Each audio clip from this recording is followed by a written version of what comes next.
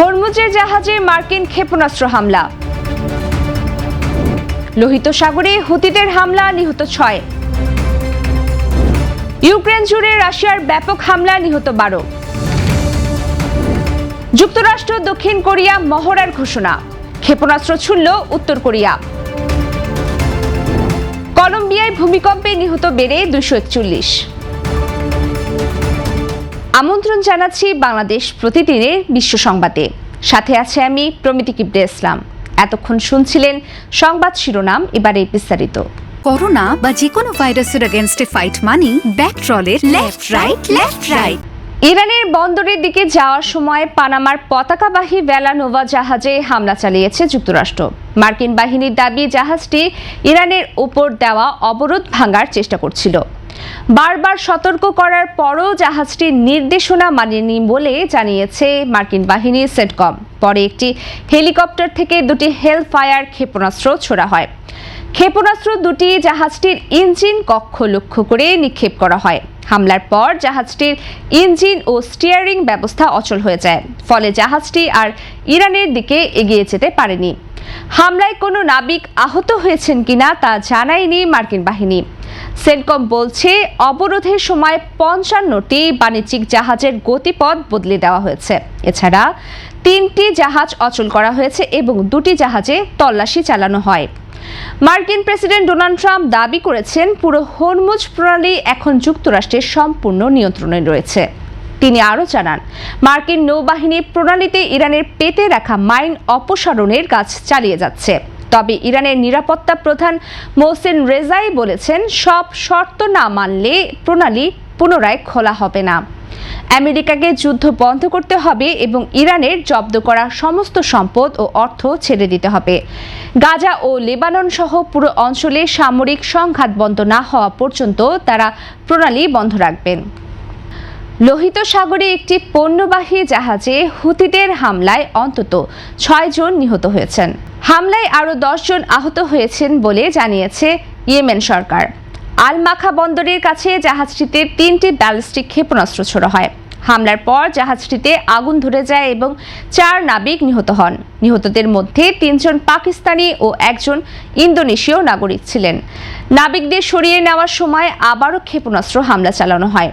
হুতিরা দাবি করছে, সৌদি সামরিক সরঞ্জাম বহনকারী জাহাজকে লক্ষ্য করে হামলা চালানো হয়েছে। তবে ইয়েমেন সরকার বলেছে, জাহাজটিতে খাদ্যপণ্য ছিল।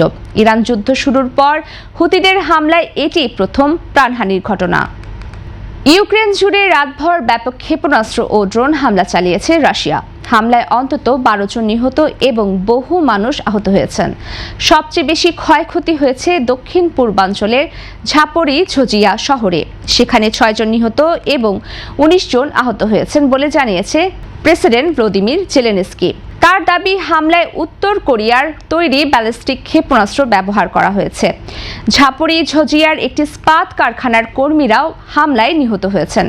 দনিপ্রো, পেত্রোভস্ক ও দোনেক্স অঞ্চলেও আরও 6 জন নিহত হয়েছেন। কিয়েভের একটি হাসপাতালেও হামলা হয়েছে এবং খেরসন ও খারকিভে বিদ্যুৎ সরবরাহ বন্ধ হয়ে যায়। এদিকে রাশিয়ার ভোরেনেজ অঞ্চলে ইউক্রেনের ড্রোন হামলায় 1 জন নিহত ও 2 জন আহত হয়েছেন। সাম্প্রতিক পাল্টাপাল্টি হামলায় ইউক্রেন রাশিয়া যুদ্ধ আরও তীব্র হওয়ার আশঙ্কা তৈরি হয়েছে। জাপান সাগরের দিকে একটি ব্যালিস্টিক ক্ষেপণাস্ত্র ছুড়েছে উত্তর কোরিয়া। 1 সপ্তাহের মধ্যে এটি দেশটির দ্বিতীয় ক্ষেপণাস্ত্র পরীক্ষা। দক্ষিণ কোরিয়া ও যুক্তরাষ্ট্রের সামরিক মহড়াকে সামনে রেখে এই উৎক্ষেপণ হয়েছে। আগামী 17 আগস্ট থেকে 2 দেশ বার্ষিক উলচি ফ্রিডম শিল্ড মহড়া শুরু করবে। দক্ষিণ কোরিয়ার সেনারা ভোর 6টার দিকে ক্ষেপণাস্ত্র উৎক্ষেপণ শনাক্ত করেন। উত্তর কোরিয়ার ওনসান এলাকা থেকে এটি পূর্ব সাগরের দিকে ছোড়া হয়। দক্ষিণ কোরিয়ার দাবি, ক্ষেপণাস্ত্রটি 700 কিলোমিটারের বেশি পথ পাড়ি দিয়েছে। জাপান জানিয়েছে, ক্ষেপণাস্ত্রটি ইতিমধ্যে সাগরে পড়ে গেছে। এই ঘটনায় দক্ষিণ কোরিয়া নজরদারি ও সতর্কতা বাড়িয়েছে। মহড়ায় দক্ষিণ কোরিয়ার প্রায় 18,000 সেনা অংশ নেবে। উত্তর কোরিয়া দীর্ঘদিন ধরে এই মহড়াকে আগ্রাসনের প্রস্তুতি বলে দাবি করে আসছে। তবে যুক্তরাষ্ট্র ও দক্ষিণ কোরিয়া বলছে, মহড়াটি আত্মরক্ষামূলক।